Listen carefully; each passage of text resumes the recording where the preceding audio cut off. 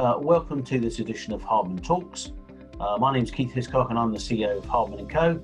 I'm pleased to be joined today by the management team of Surface Transforms, namely David Bundred, the chairman, Kevin Johnson, the CEO, and Michael Cunningham, the CFO.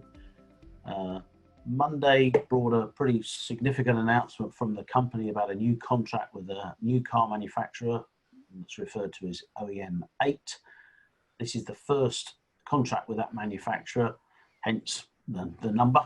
The contract's expected to have a very significant impact on sales and profits at the company. But I think we're going to start the session with a very brief introduction to Surface Transforms for those who may not know it as well as some others might, before then going on to talk about the latest announcement. So let me hand over to Kevin, who I think is going to do the presentation. Yeah, thanks, Keith. I'll just share my screen, if I may, with the presentation on.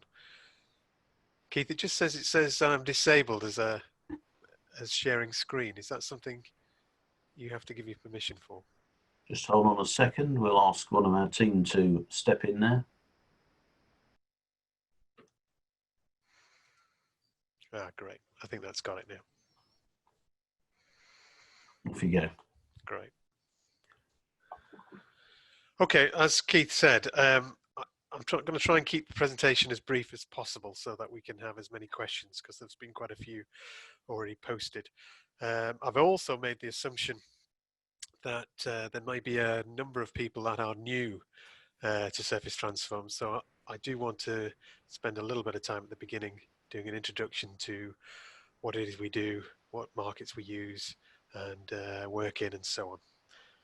So first slide is always a disclaimer. I'm not proposing to go through this, but it's there to say that we're providing this information, but it by no means is guidance to anybody for an investment.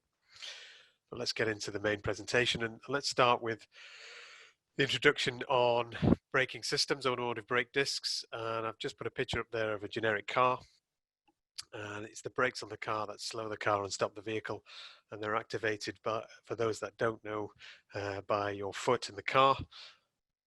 What that does is it sends, if you like, a hydraulic pressure system to the brakes inside the wheel, and that's a picture of what they look like inside the wheel. And it's really quite an important and key safety feature and performance feature of any car that runs on the road today. If we just look inside that wheel very briefly, where it's called the foundation brake, all the hardware that's inside, and that's made up principally of the brake disc on the left there, a caliper in red, and two brake pads that sit either side and sandwich around the brake disc. And it's the actuation or the pressing of the caliper and squeezing the pads together that creates a friction force between the brake pads and the brake disc that makes the car slow down and stop.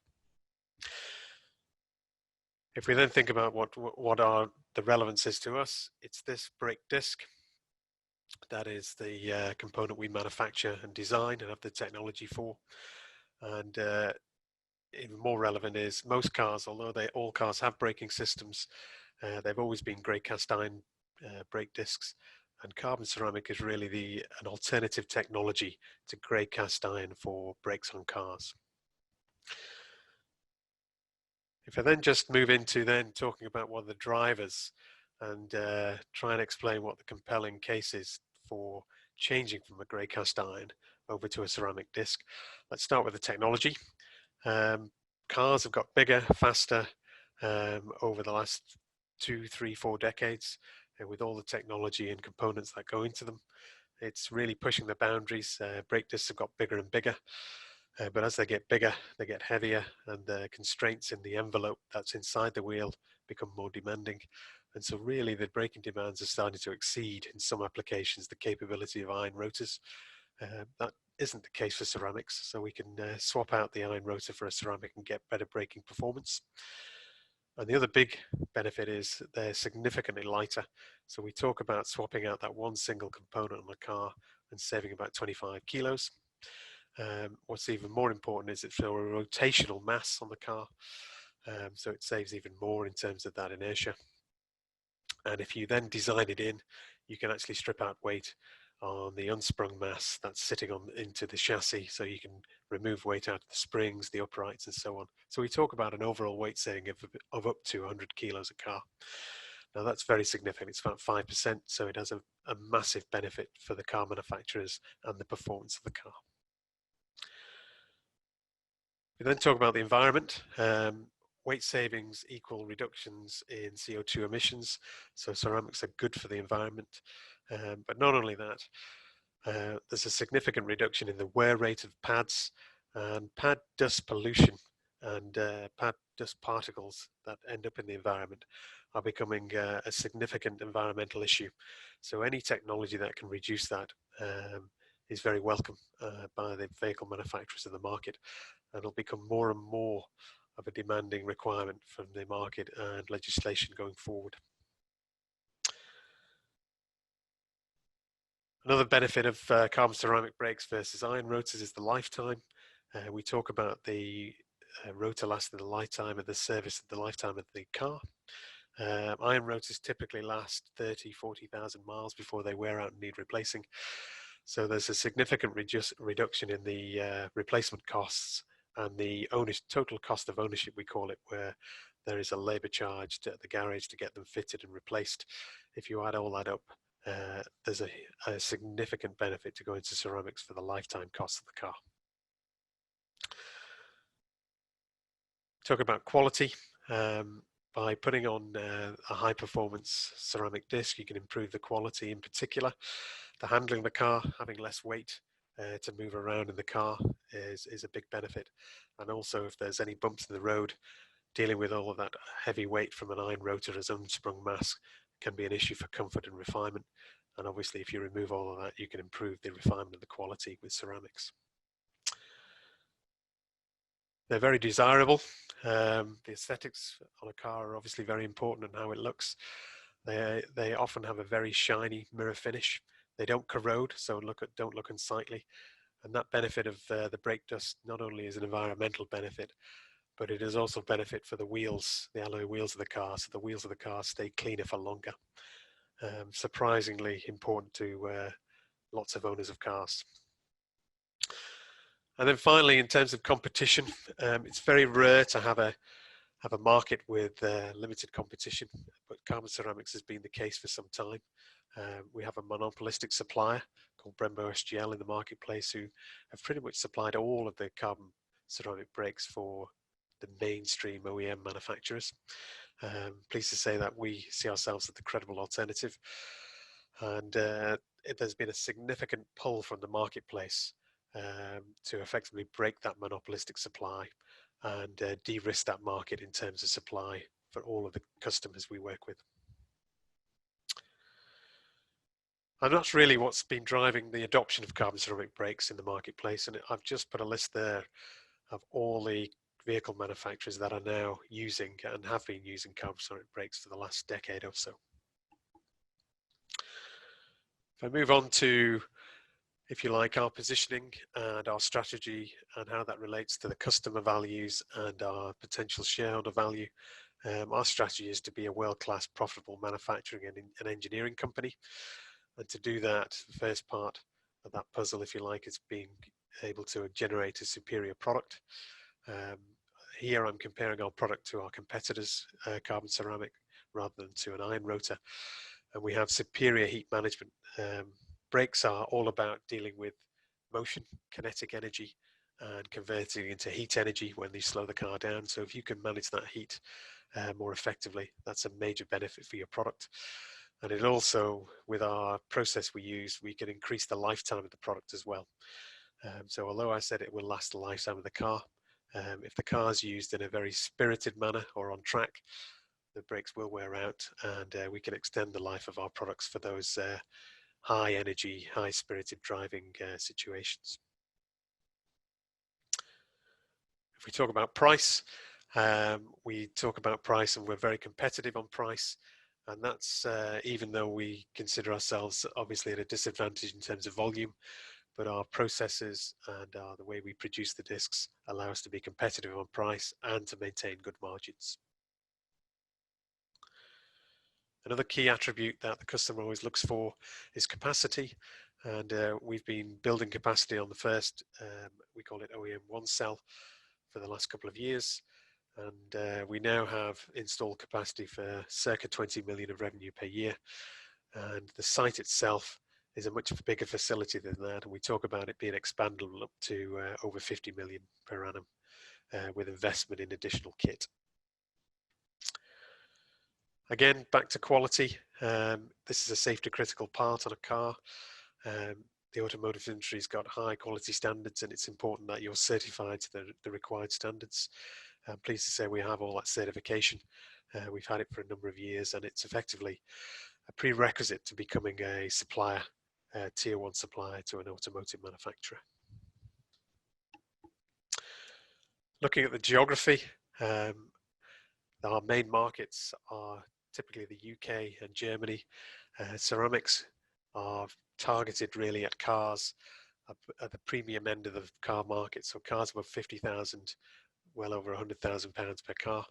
And most of that market is dominated by the UK and Germany, and also some companies in the US occupy that space as well. So obviously it's an advantage to be situated in the UK. We do have a small sales office in Germany, which we may expand in the future to be a small warehouse if we need it. And then the last key component for customers and where we see ourselves adding value is on the supply chain. We've worked very hard on building ourselves a very credible process. It's highly integrated, but that said, we still rely on our suppliers. We are now a credible alternative in terms of our supply chain. It's fully independent, and we've integrated a lot of those processes that we use for the ceramic rotor in-house. If you put all that together, that really sums up what the customer values are, and therefore our positioning in that marketplace and for the customer has allowed us to say that we're adding value. And then you translate that into what we see as the shareholder value and the investment proposition. Our sales for FY 2020 currently guidance is about 2 million per annum. If we look at the current contracts we've got, including the new contract with OEM 8, that takes us now into profitability in FY 21. And we see the full benefit of all of those contracts with a full year's revenue in 2022. And that would increase our revenue up to 12 million, a little over 12 million. And that's in the context of a prospective contract pipeline over the next 5 years of 50 million per annum. And that's in the context of the potential marketplace for ceramics. And I should spend a moment defining that marketplace of 2 billion. And we define that 2 billion by saying ceramics won't end up on your car, your average Ford Focus, that type of car currently. It's really only going to be applicable for cars above £50,000 to 75,000. We talk about it being used on the main braking axle. For cars above 75,000, it'll be adopted on all 4 corners. That said, it's a niche within the automotive market, but when you add up all of those cars made in those brackets, it's still a significant market. We use a typical selling price of 500 for volume, and that brings us up to a £2 billion potential market for ceramic brakes. So it's an exciting market to be in terms of our positioning, the competition, the drivers for adoption, and the size of the market. I'd like to now move on to perhaps the more detailed stuff, which is relating to the announcement we made and how it impacts on our revenue roadmap. Part of the announcement was just looking at our trading update, and we talked about improving revenues in 2020, and we talked about improving our revenues by circa 400,000, and that's principally been driven this year by increases in sales with our near OEM customers and retrofit. Now, we don't necessarily talk about those customers that often. We've used them in the past. They're very valuable to us in terms of generating revenue and cash, but they were valuable in the early years for allowing us to use them as a proving ground to develop our product and to home all of the attributes the business has. We still have it. We still use it. It's worth about just over £1 million, £1.5 million for this year. You'll see it's a recurring revenue of about 2 million per year. and we expect that to continue. Now, if I move on to the new contracts, you'll see on the left-hand slide there, we have our Valkyrie contract, which is worth about £1 million per year. And we'll see that enter series towards the end of this year, probably the start of next year, with a full year's revenue. And we have already announced previously contracts with OEM 5 worth 1.8 million per year starting 21. With Koenigsegg, we've announced contracts for their models Jesco and Gamera, with Jesco starting in 21 and Gamera starting in 22. And we are very pleased to announce the new contract with OEM 8, who is a global automotive manufacturer. The contract itself was for sole supply standard fit on a car model that will go into production in 2021. It's got a contract value of about 27.5 million in total, with annual revenues of about 8 million for a full year. And so the contract will run from 2021 through to 2024, and it has the possibility of running on further than that, but that's not been fully defined in the contract as yet. We're very pleased to have it. A lot of work has gone into getting it, and it's further recognition, if you like, of the previous contracts we've already run and the momentum we're building with the product in the marketplace and the customer recognition. Now, to support that contract, and it's on an accelerated timeline in terms of startup production for next year. There are additional investments we talked about in the announcement. Those additional investments are primarily focused on strengthening the team. That investment totals about 3.8 million over the next 3 years, mainly in 2021, a little bit this year, as we would begin the recruitment of that strengthening the team, mainly next year and a little bit in 2022.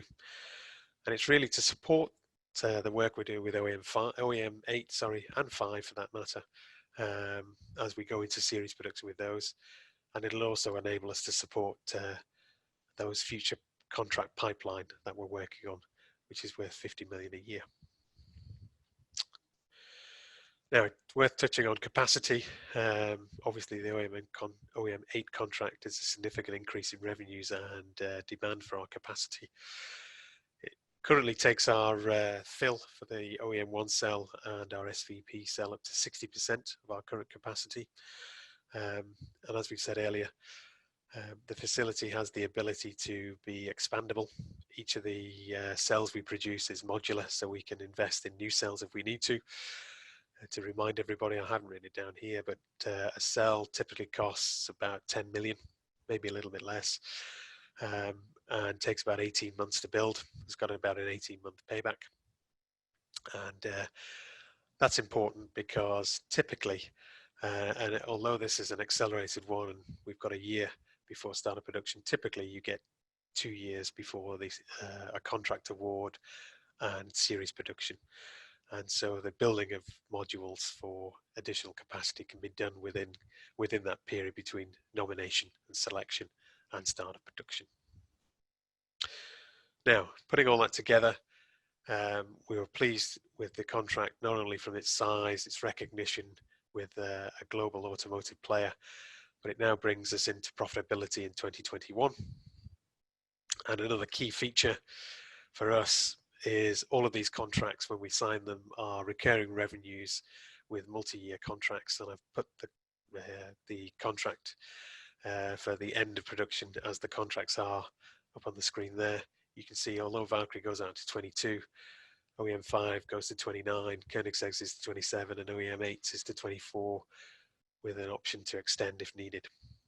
So it gives us a very, very solid base to continue to grow the business. Looking at 2022 then, it's just worth noting that as we go into 22, that sees a full production year for OEM 5 and a full production year for OEM 8, and the introduction of the second contract with Koenigsegg for the Gamera. And it's those contracts that lead us to the growth in revenues from about just over 7 million as guidance to 12.5 million. And that's really just from current existing contracts seeing a full year's of revenue through it. And in the background to all of that, we then talk about the prospective contract pipeline of that 50 million per year by 2025. And I've put a schematic there to show where the demand is. There's some demand with OEM 1. We've had a contract with OEM 1. And we have a good trading relationship with OEM 1, and we'd expect that to continue. You can see there's significant demand with OEM 5 and with OEM 6. And within the other OEM section there was OEM 8's demand as well. So you can see, as we look forward towards the next five years, there's strong interest and strong potential contracts to be won. So I think before I just go over to the Q&A section of the webinar, it's just worth summarizing. We think we've got a very exciting investment proposition. We're in a strong place in terms of positioning of the business in a potential £2 billion market. We've got a £50 million prospective contract pipeline that we're working on over the next 5 years. That covers OEMs 1, 3, 5, 6, and 8, also Koenigsegg and other new OEMs, which we haven't talked about. We were very pleased with the announcement of the contracts on Monday for OEM 8 and with the trading update. That new contract is very significant to us. It is with a global player. It's sole supply for standard fit with a value of, it's our biggest contract to date at 27.5 million with a start of production next year. It does start to fill up our capacity, which is what we want, but still gives us some headroom and flex in that capacity as well, which is very important to us. We've talked about that extra investment we want to do to support those contracts and the future prospects as well in terms of headcount and strengthening the team. And really then we've updated the trading statement with 2021 with an increase in revenues from our near OEM and retrofit customers.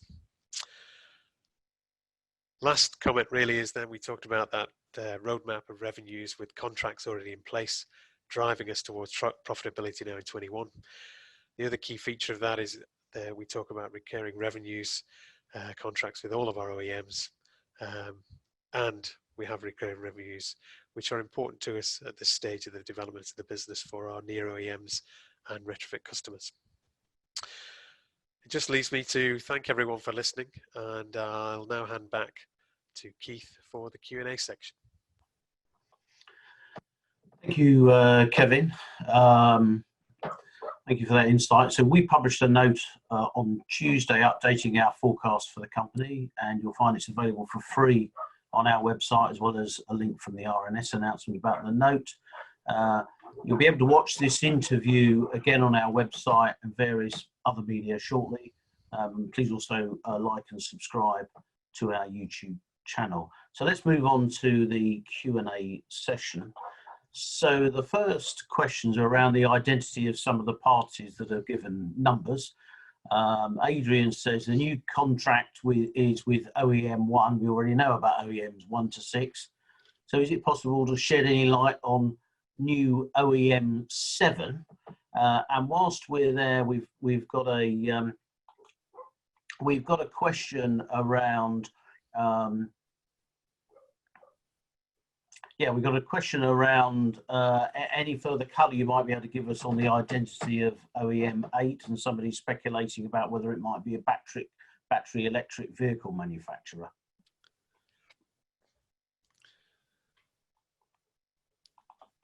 Do you want me to? Yeah, I'll take this one, David. So, well, firstly, let me take the simple one first. OEM 7 is Koenigsegg. So we've just never mentioned it in the past because we've named Koenigsegg and we've been able to do so, and you know that they're quite comfortable with that. So that's a straightforward one. In terms of colour for OEM 8, my answer is colour we gave in the RNS is the colour we can give. The reason we use these OEM 1 through 8 and beyond is because the OEMs want to control their marketing message about the introduction of that car. So it's very difficult for us to be able to give that color until the car's been launched and they've effectively maximized, because ceramic brakes will be a key part of their marketing message. So they want to get the biggest bang for their buck by putting the ceramics on the car and the launch of that car, and they don't want that to be diluted by, if you like, us announcing their name too early. So in the fullness of time, everyone will get to know who OEM 8 is. I'm sure of that. But unfortunately, right now, we can't give any more colour to it. Okay, thank you. Second question around that is, in previous contracts, there's been quite a protracted period before Surface Transform's got a contract which involved lots and lots of testing. This one seems to be, OEM 8 seems to be expedited. Is that true, and why might that be? Yeah, I think I alluded to it a little bit in the presentation that it was on an accelerated timeline. So it is being pushed forward faster than you would expect. But I think it's important to understand this hasn't come as a bolt out the blue, and they've suddenly said we want to go and do this and we want to get it done quickly. We've been working with OEM 8 for at least 3 years in the background. We just haven't really talked about it as part of our policy of not talking about things we haven't won yet. And they have done a huge amount of advanced engineering. We have done a significant amount of product engineering with them. And so they've, because of all that engineering, they're able to go on this accelerated timeline, if that makes sense. Okay, thank you. Other work for OEM 8. The statement refers to making further contract announcements with OEM 8. How many other models does that manufacturer have where carbon ceramic brakes might be offered? I'm gonna sound like a bit of a broken record on some of these questions, so apologies in advance. But I can say it's more than one, for sure. But to give you a number, I think would again start to sort of tread on the toes of the OEM 8's wishes and their marketing campaign. So yes, there's more than one, but the number I really can't say. Okay, thank you. Another question on further contracts. This comes from Martin. So you made both recent statements. You talked about further contract award announcements in the plural. Is a further contract announcement or even announcements expected before the end of this calendar year? And are any of the further expected contracts as material as the one that you announced on Monday? I can answer that one, David, if you wish. It's ever so simple. We're not saying. Yeah. It really is as simple as that. What we've said consistently that we will only announce contracts when we've won them. What we can say is we would not have said there will be further contract announcements in the next 6 months if we didn't think there's going to be more contracts announced in the next 6 months. If we say there's going to be someone before 2020, this is going into one of those detective stories. Well, will there be one in November then? So we're not saying. Yeah. Thank you. That's fair. Other than the OEMs that have already signed with you, roughly how many other OEMs are testing with your discs, and are any of these Japanese? That comes from Stuart. Okay. We're absolutely not saying what nationality they are. Yes. There are lots of them. Kevin? Yeah, I was just going to say again, look, we are doing work with lots of OEMs, whichever number they are. Saying which ones they are goes against our stated policy, which is let's talk about what we've won and let's understand all of that. And then when we've won something, we can tell everyone about it. And that's just the way we should work. Okay, David would like to know if there's any update on the progress with OEM 3.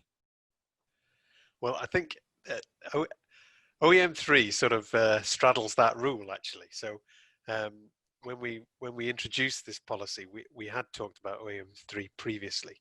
I don't want to get into the, as we just said, the detail of OEM 3's status, because again, it would be going against where we are in terms of announcing stuff that we have contracted rather than just speculating.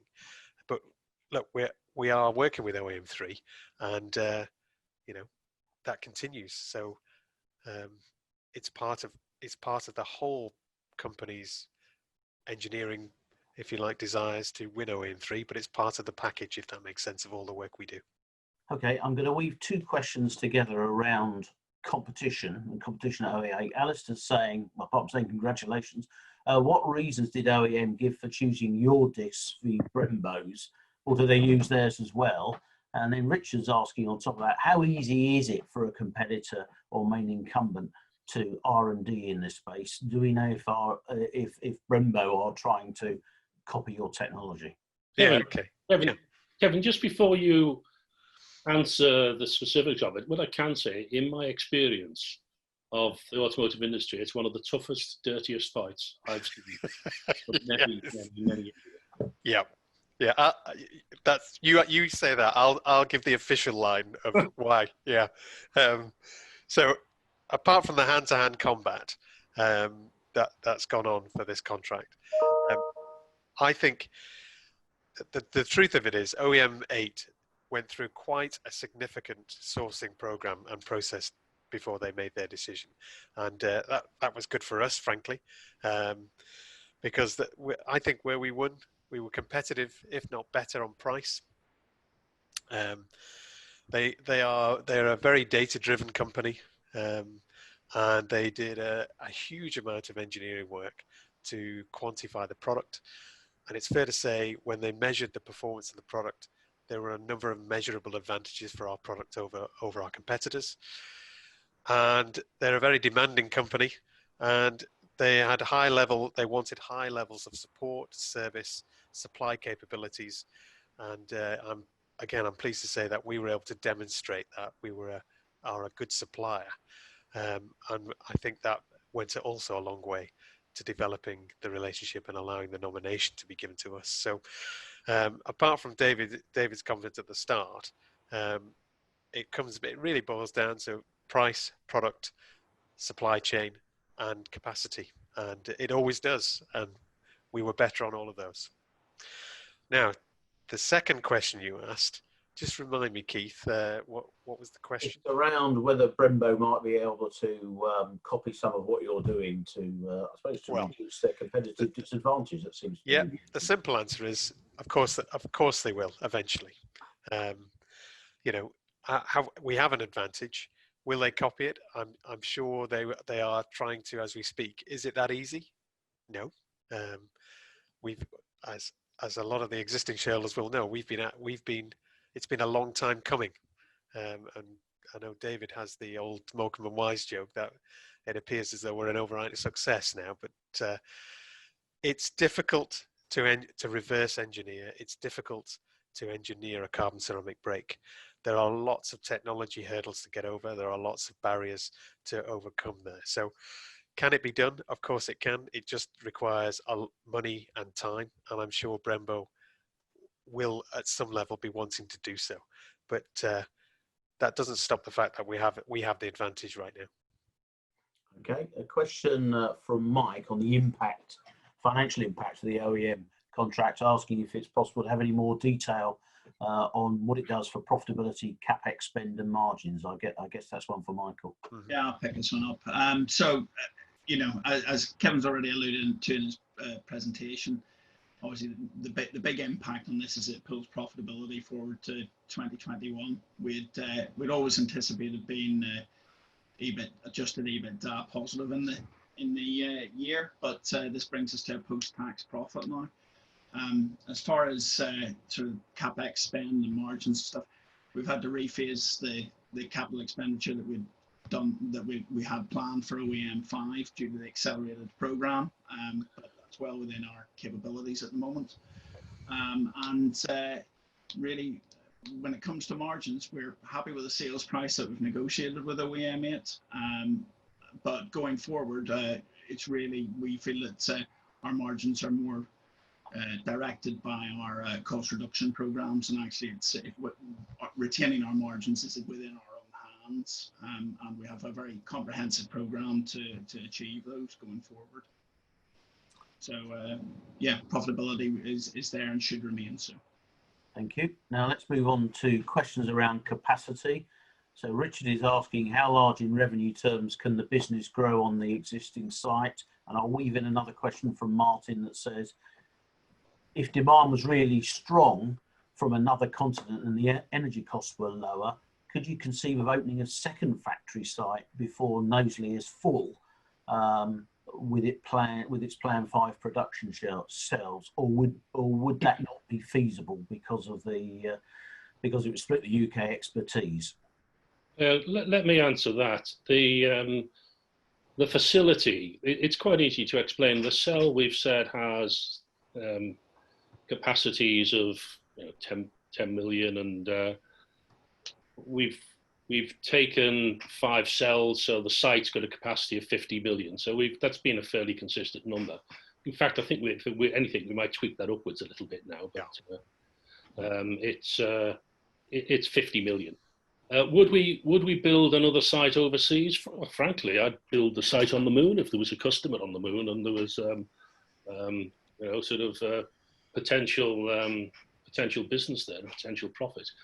The issue of splitting the expertise is sort of a real one, but it's no different from any other growing company that has another site. And it so happens, Steve, our ops manager, his last job was actually building a plant in Romania, I think it was, or something. Yeah, that's right. And, from his ex-company taking the business overseas. So I don't think if we are still solely in Knowsley in I don't know 5-10 years time, it's not success.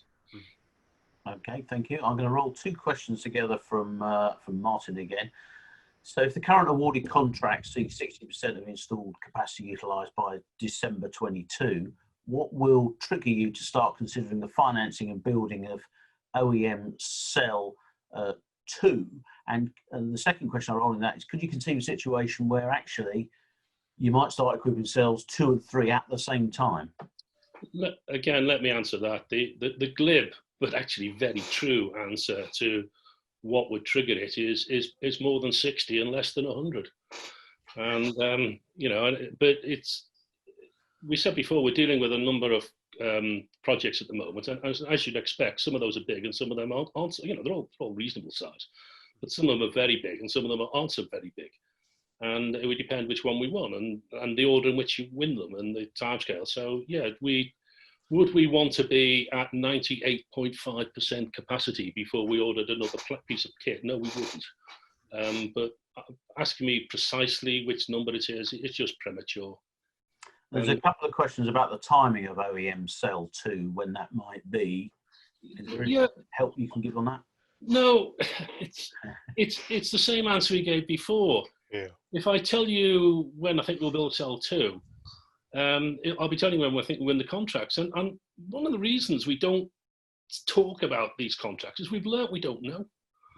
We've learnt the hard way that it's all very well. Customers really give us firm, decent, honest information with the best will in the world. And then something happens within them. Something happens in the external world. I mean, COVID's thrown 6 months of delays into everything, hasn't it? Yeah. And so we're not going to say when Cell 2 is. What we're also going to say is we're clearly not going to build a cell until we can, let me express it this way, there's a difference between smelling and seeing Cell 2, or the contracts for Cell 2, and that's where we are now. We can see it and feel it. And that's a big difference between, see it and smell it, big difference between touching it and feeling it. Because right now we haven't got contracts, but when we get contracts, we'll build. Okay, the statement on Monday referred to the need to invest in manufacturing. And I've got a question here. What sort of roles will the new headcount provide? Is it purely production staff, or do you need to strengthen engineering, quality and sales departments as well? Yeah, let me answer that. It's actually a mix of both. So if I had a quick look and tried to do a quick percentage, it's broadly 50-50. So 50% of that headcount increase and strengthening is actually engineering roles covering both manufacturing, quality, supplier management and things like that. And then the other 50% is to support production and effectively support manage production and build parts and make parts. So 50-50 is the answer to that.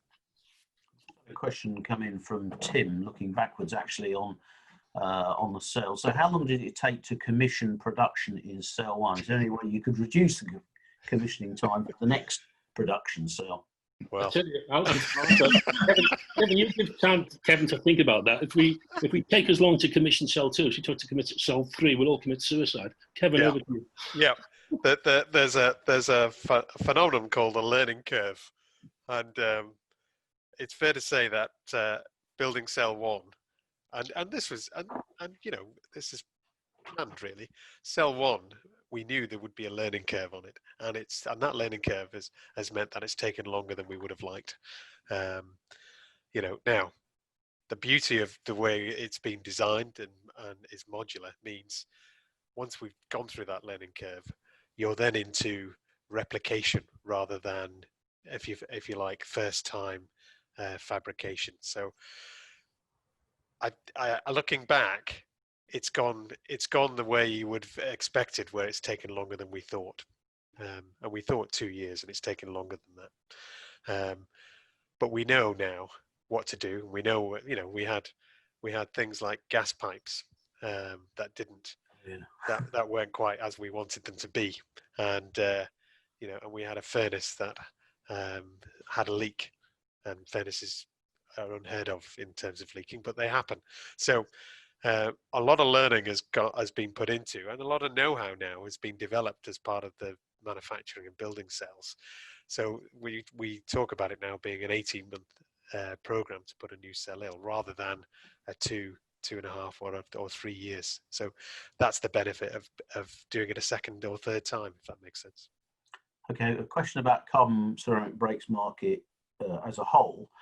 So some people think of carbon ceramic brakes as some kind of extra jewellery for petrol heads for racing cars around a track. Does this latest announcement from OEM suggest that they're becoming accepted as a common fit on ordinary road-going cars? Well, I wouldn't. Let me answer that in two parts. Is this contract linked? You know, if I make a comment around this OEM 8 contract, I don't want to steal OEM 8's marketing thunder when they bring it out. So I won't answer it regarding the contract, but let me answer it as a general question about does this where do we see the market, and how will it penetrate and develop in the automotive market? Well, I think the simple answer is we can see it. What I can tell you, the OEM 5 contract is a very good example of a car that isn't at the top end boys' toys, if you like, for the track. That is on a car that's circa in the 50 to 75,000 pound price bracket. It is a 4-door saloon car, if that makes sense, and it's only on one braking axle. So the penetration of the market for the ceramics, that is a prime example of it happening already. So what I would say then is the key thing is a lot of the application of ceramics, as you say, are for high performance cars, and they require very big discs. Something that is highly sensitive is the size and volume of a disc to how it can penetrate the market, because it's directly related to cost and price. So as the market adopts it and it moves down into the lower end models, the brakes will actually get smaller, and that will automatically bring the pricing and the volumes into line and follow the right curve. So we can see it happening. We think it will happen. And there's lots of evidence and lots of rationale to why that will be the case. Okay, a final couple of questions from Barry. The first one is around whether you might need to raise further money to increase capacity, or maybe that's when you might need to do that. And then another one about the market generally. You talked earlier about the weight saving. Do you think that electric cars, when they start to use carbon ceramic brakes, will have those brakes on all 4 corners rather than just 2?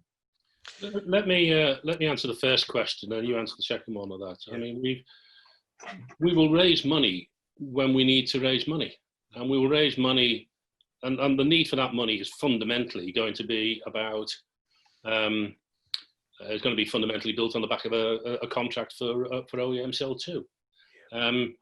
And by raising money, that needn't necessarily be equity, because as we're now moving into profitability, we're already seeing options for asset finance, for example, that we didn't see previously. And so I repeat, we'll raise money when we raise money, but it's premature to talk about it. Let's win our next. Let's bask in the glory of this contract for another week, and get on with Let's get on with actually making 60 discs a day, and let's win another contract. And then when we've won the other contract, let's work out where we're going to raise the money to build the second cell. Kevin, second one, I can't remember. Yeah, what was the second question, Keith? It was a question around electric vehicles. I think you referred to in the opening comment about weight saving. Do you think that means that were an electric vehicle manufacturer to adopt carbon ceramic brakes, yours or Brembo's, would you think it's inevitable they'd be on all four corners rather than just two? I think I wouldn't say it's inevitable, but I think there's a very strong relationship between wanting to save weight for electric cars to get whatever the performance and everything else that the electric cars desire. So I'd put it more simply. Ceramic discs fit well with electric cars, and electric cars are very good news for ceramic discs, whether they're ours or Brembo's. So would they put them on all four corners? I think so. It wouldn't necessarily be for the weight. It would be for all the other attributes they get from a ceramic. You know, galvanic corrosion is a big issue for an electric car, because they don't use the brakes. They don't use the actual physical brake, foundation brake, as much as a conventional combustion engine car does. Now, ceramics don't have that corrosion issue and don't seize up. So there's a safety benefit for an electric car to go to a ceramic rather than an iron rotor. And that would mean it would go in all four corners, because you would want that benefit. Okay, thank you very much. Well, thank you for answering as many questions as we've been able to put to you. Sure. Thanks for your time, and a reminder to everybody out there to like and subscribe our YouTube channel and download our recent note on surface transforms. Gentlemen, thank you very much for your time today. Thank you.